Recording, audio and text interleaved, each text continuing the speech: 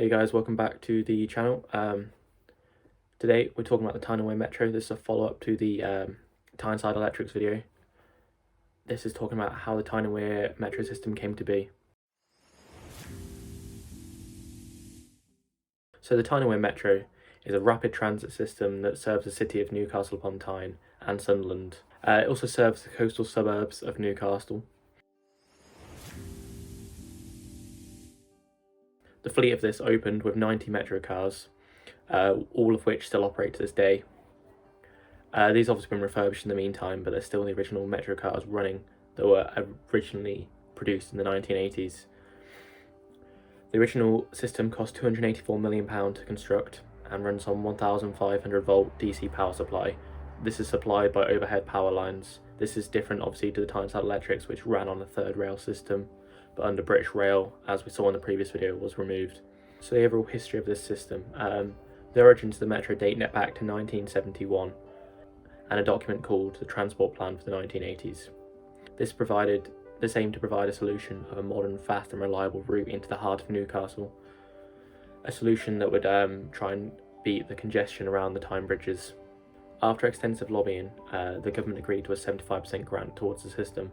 At the time, the Tyne and Wear Metro was competing against other large regional cities for government funding.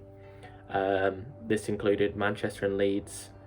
The regional plan for Tyne and Wear was actually the most advanced and most developed, and that's why it received its funding and the metro system came to be.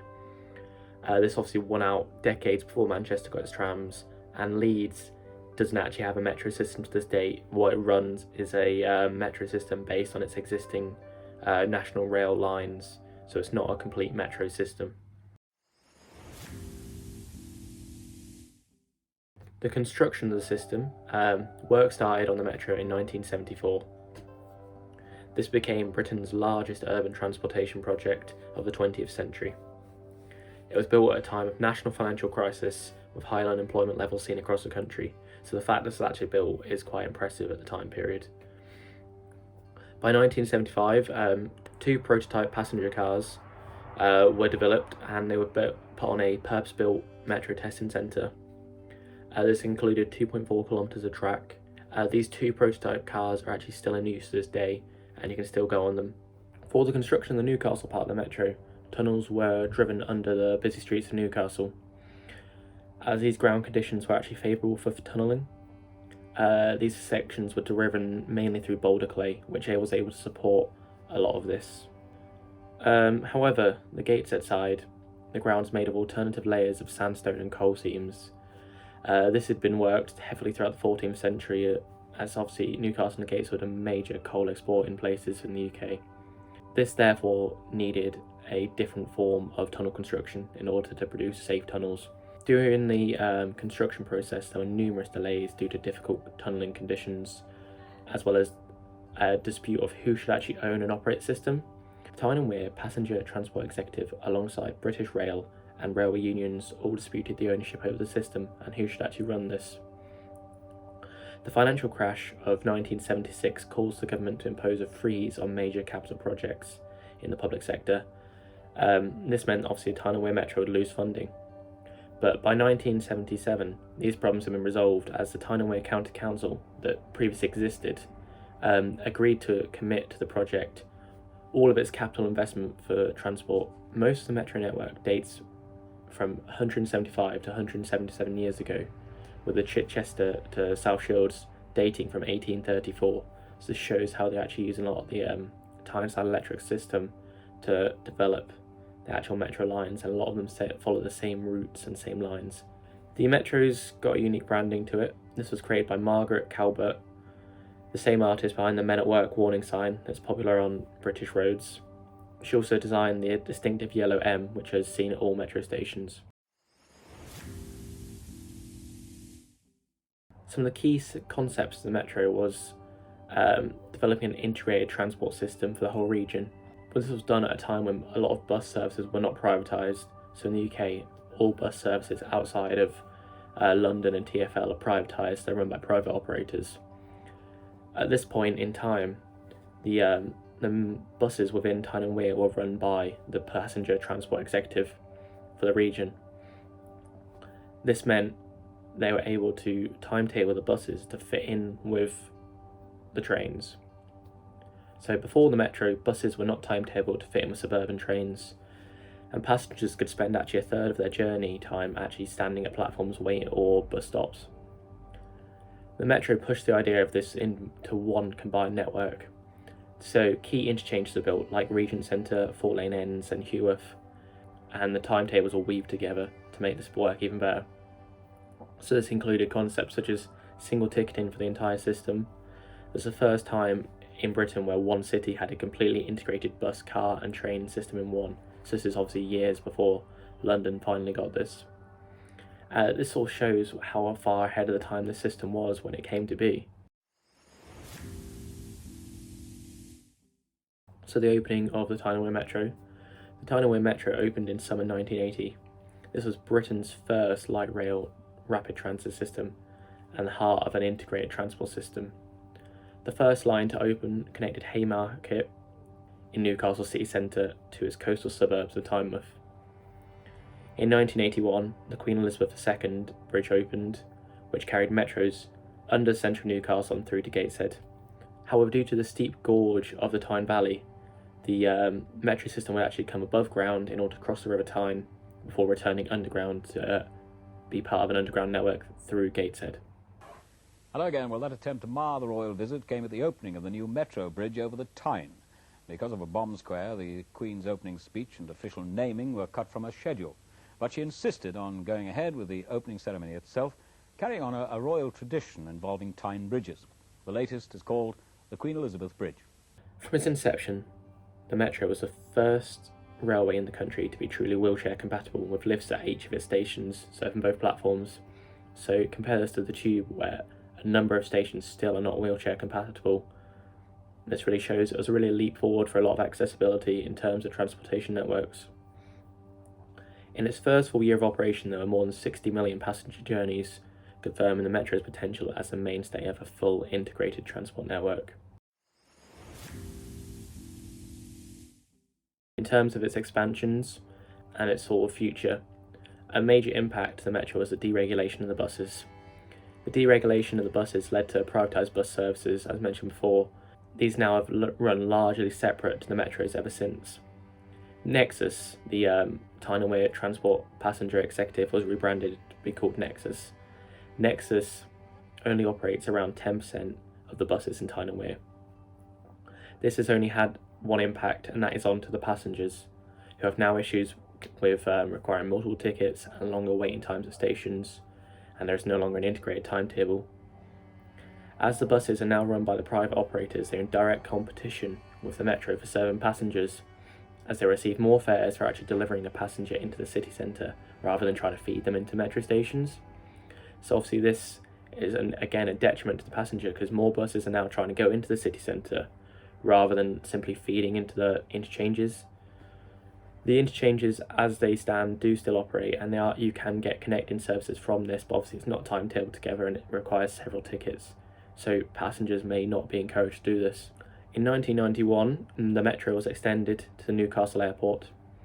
This is a link that boasts the shortest journey time between an airport and a city centre in Britain.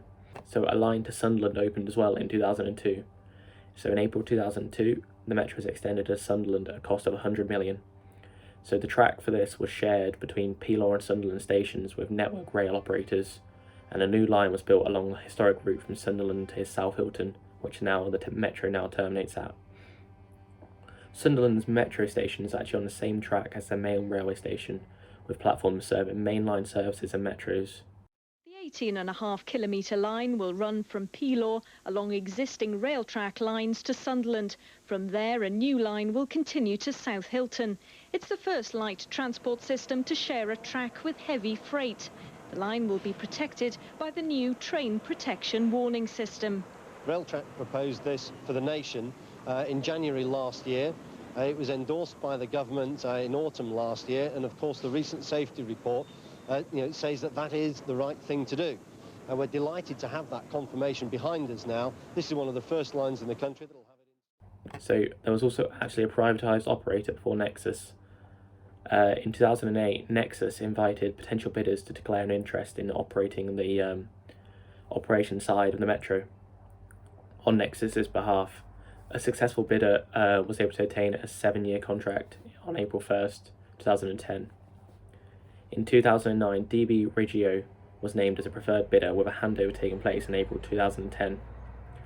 This private operator lasted until March 2016, in which Nexus announced they did not actually want to renew the contract with DB Regio, as they were actually dissatisfied with the operator.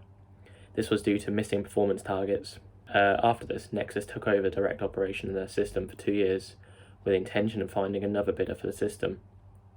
However, the National Union of Rail and Maritime Workers argued that direct ownership of the system should be made permanent, and as of March 2020, the Tyne and Wear Metro is still under public ownership.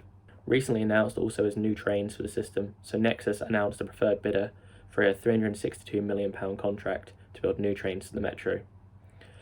These will up performance, and these will transform performance and passenger experience, as well as providing energy savings. Stadler, which are based in Switzerland, have been chosen by Nexus to deliver 42 new trains to be delivered up to 2024. There was some controversy over this because Hitachi actually builds trains in County Durham, also bid for the contract. And obviously they were a local supplier and they were not chosen over a foreign supplier, and obviously that caused some contention with people saying they should be built in the UK. However, the new trains obviously were won by Stadler, who won the bid. These trains will actually cut the Metro's high voltage power consumption by 30% by providing modern features such as Wi-Fi, charging points, air conditioning, and a step change in accessibility. So these will be a single train walk-through carriages, compared to now, which trains are formed by 2 separate units put together. These are said to be 15 times more reliable than the Metro's current aging fleet, which has a number of issues with trains breaking down and going out of service. As part of this contract, the depot in South Gosford is actually getting rebuilt for £70 million, and this will have a number of environmental features such as sedum roofing, rainwater recycling, and daylight capture. These new trains will actually have battery technology, allowing them to run even if the overhead power cables malfunction. This further increased reliability. There is some talk of this being used as sort of a system that allow the Metro to expand further beyond its actual current route, as it can use lines of our overhead power cables, but whether this will actually come to fruition or is just a sort of a speculation will yet to be seen.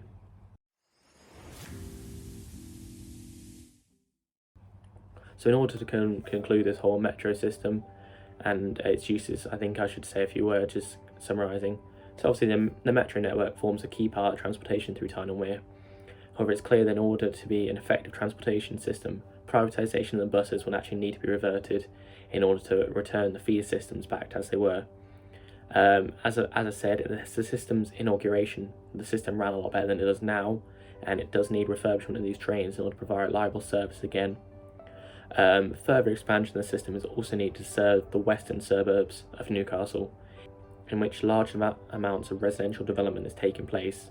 With a lot of greenbelt releases, all of these are not being served by rail transport, in which they could be, and that's a real missed opportunity for the system. Newcastle Helix, which I think I'll talk about in a future video, a key regeneration site in the city on the former Newcastle Brewery site, is not actually getting a metro stop. It's a short walk from St James's, but due to the development of the site and the construction of the View building, any potential for an expansion of St James's out to the west is no longer able, because the View is a 17-storey student accommodation block, and its foundations actually lie on the preferred route, or the only route that St James's metro station could take, and now the station will actually be forever a dead end. Thanks for watching this video. Probably gave you a bit more information you needed, but I thought I'd just summarise everything I personally know on the metro and everything about its sort of creation. So thanks for watching, and tune in again. Watch probably one of my other videos that I'll probably put up here. I talk about anything Tyne and Wear, planning, history, that sort of thing. So cheers.